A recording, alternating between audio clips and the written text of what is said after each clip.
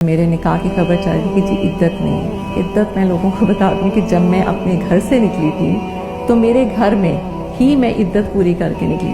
اس کے بعد جب میں گھر سے نکلی میں چاہتی تو میں اگلے دن بھی شادی کر سکتی تھی، میں نے تو اس کے 5-6 بلکہ شاید 7 مہینے بعد کی۔ اور جیسے کہ اسلامک جو اسلامک لا ہے کہ وہاں پر گھر میں عدت کی جائے پوری، تو وہ عدت پوری کرنے کے بعد میری جو والدہ ہیں ان کے گھر میں آ گئی اور وہاں پر کئی مہینے کے وہ رہی ہیں، اور اس کے بعد پھر ان کا جو ہے وہ نکاح خان صاحب سے ہوا۔ قرآن کو ہاتھ رکھ کے میں یہ بات کر رہی ہوں کہ واقعی ہی خان صاحب نے نکاح سے پہلے میری والدہ کا چہرہ نہیں دیکھا۔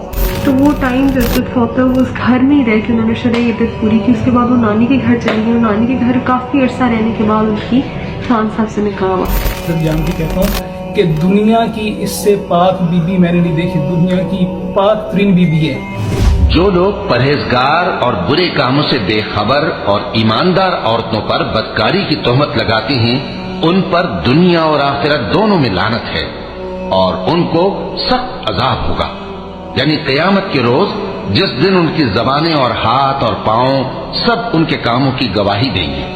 اس دن اللہ ان کو ان کے اعمال کا پورا اور ٹھیک بدلہ دے گا۔